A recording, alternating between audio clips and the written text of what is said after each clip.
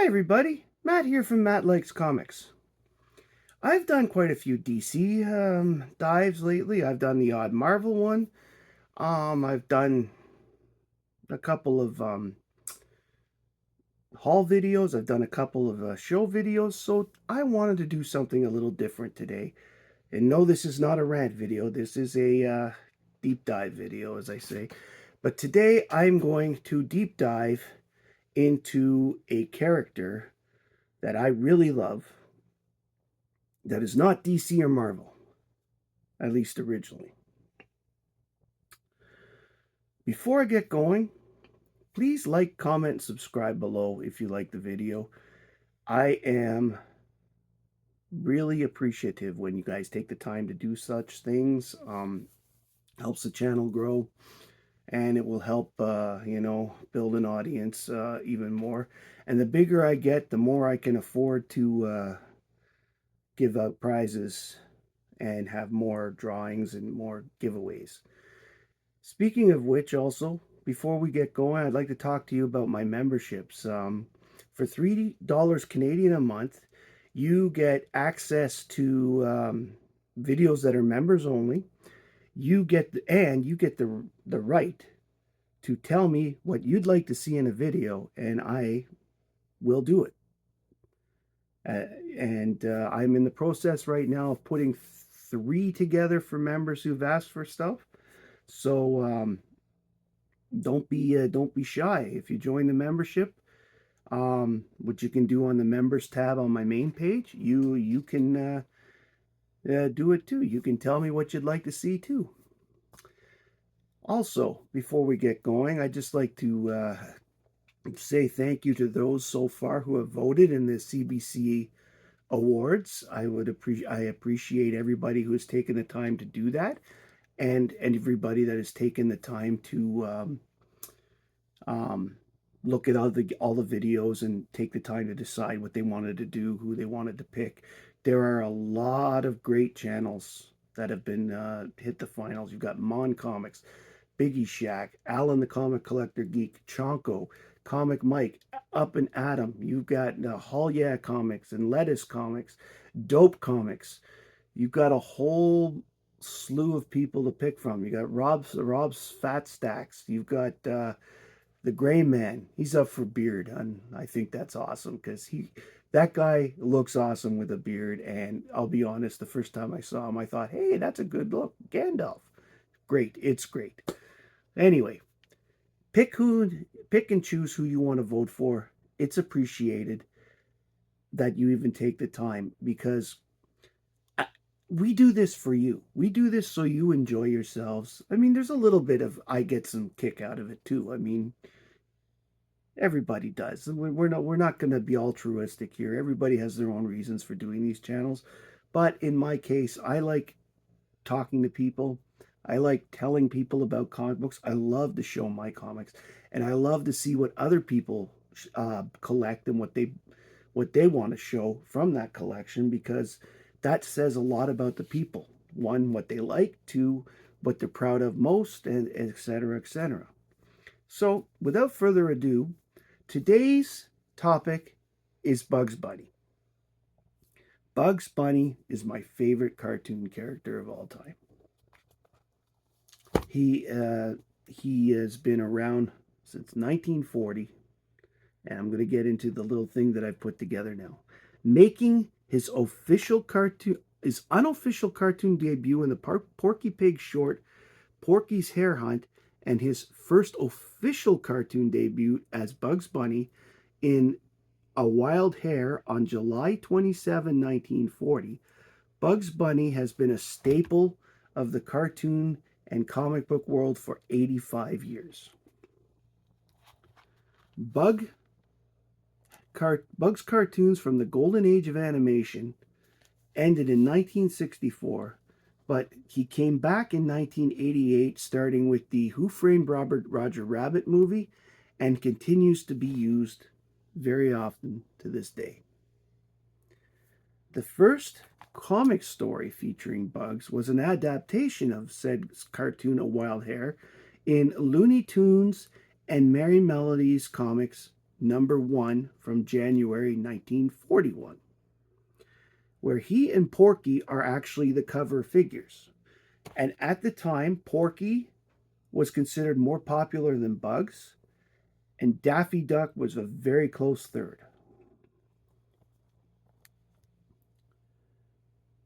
He has appeared in several comics over the years, including his own titles. He was also in all of but 2 of the Yosemite Sam titles that were run in the 60s and 70s as well, from Dell and Gold Key.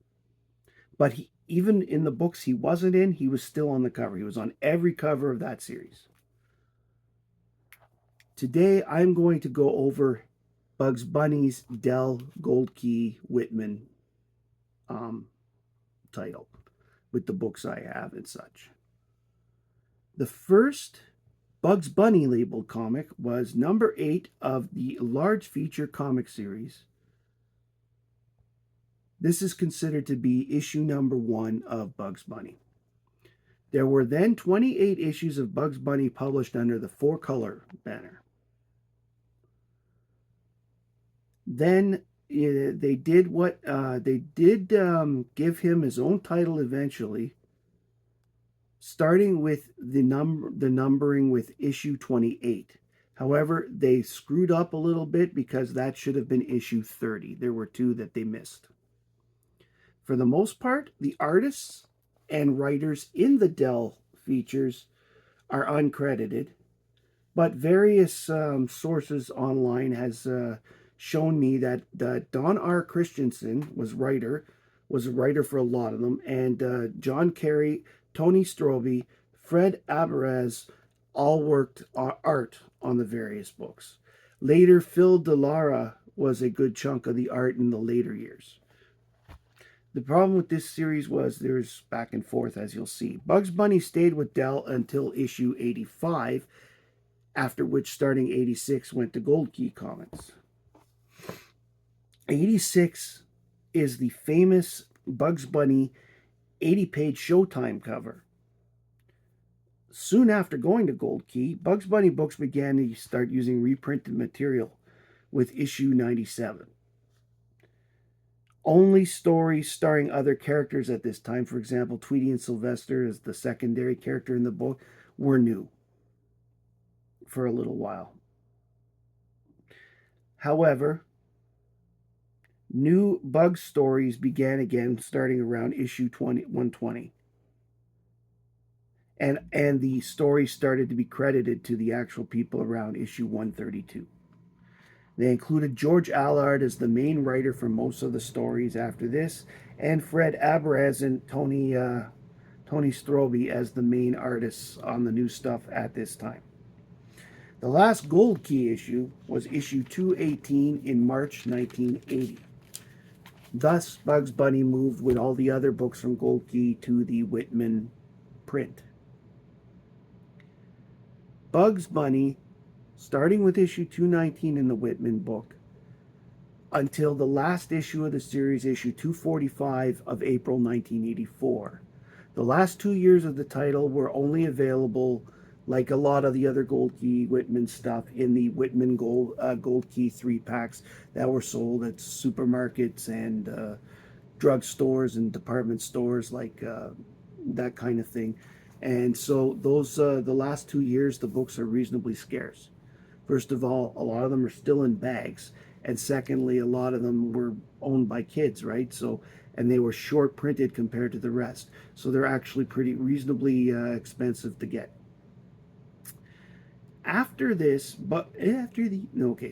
Bugs Bunny has been published by DC Comics since 1990.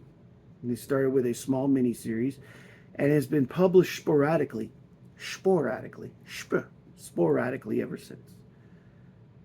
He is currently the star of the Looney Tunes monthly comic that was recently canceled in January 2025 after 281 issues.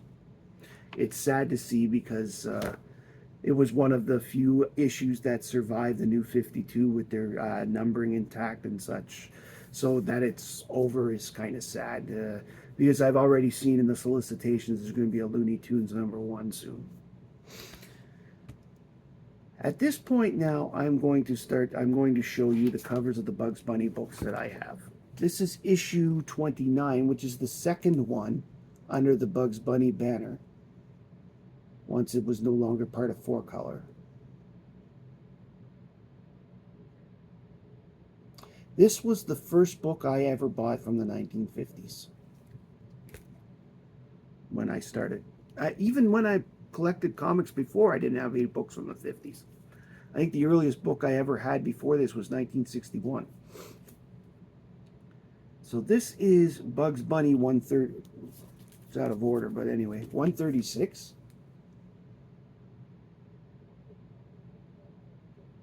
I love how the lobster cutting the bushes in front of the fish store. These little images and stuff are pretty brilliant. I like the covers and things they've done. This is issue 116. Just look at him banging out of the magician's hat.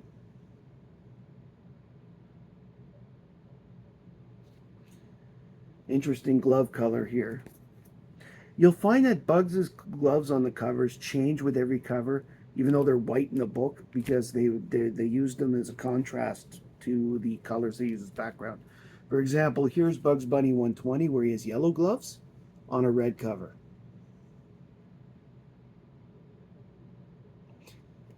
Elmer Fudd, by the way, is a big antagonist in this series, although on occasion, as you can see with this issue 94, they use Yosemite Sam. But what is more hilarious is that when Yosemite Sam is used in a comic book, in a good chunk of the stories, Sam is actually allied with Bugs for one reason or another. Here's issue 144, Bugs jumping over Elmer Fudd with the yellow gloves on the blue cover. And here's one where it's issue 154. Elmer's dressed the same, but Bugs has pink gloves on the blue cover. This, by the way, was a topic that I have a Daffy cover, which is very similar, where Daffy is painting the road and Elmer's working in a sewer, and he gets Elmer's head with the line. Sometimes they just don't. Yeah, I apologize that these books were not in numerical order when I started, but they're all fun covers. This is 197. This is the latest issue in this series that I have.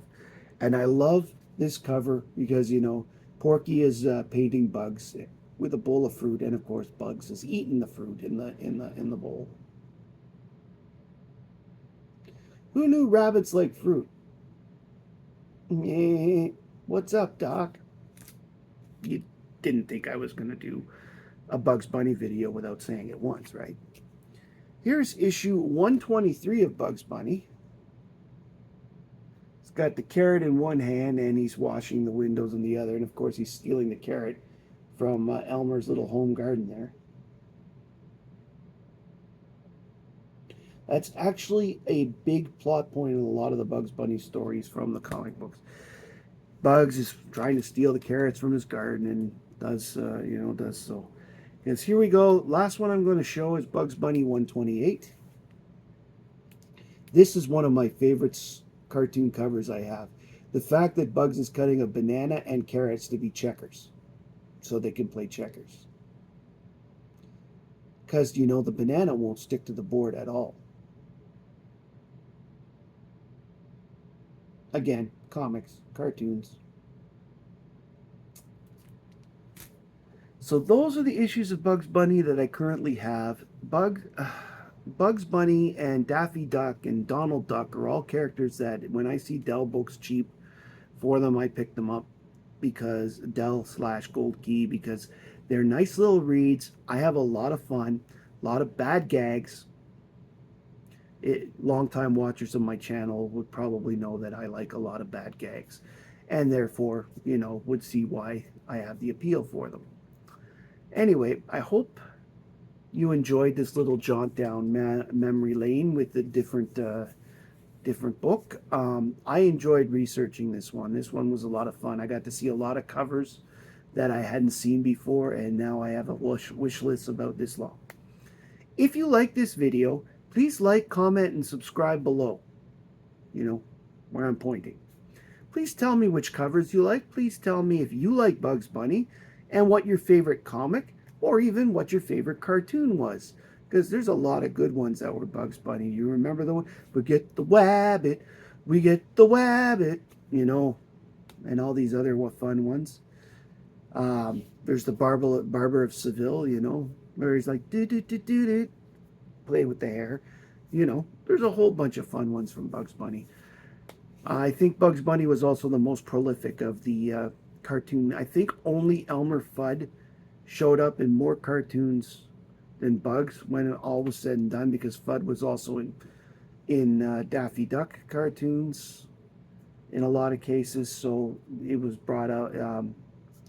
So I think he may be a character who's used. He's also 4 years older than Bugs, so we'll see. Well, not we'll see, but I'm going to look that up. Thank you very much for joining me today. I hope you enjoyed this video. My name's Matt. I like cartoons, but more importantly, I like comics. And I hope you do too. Bye, everybody.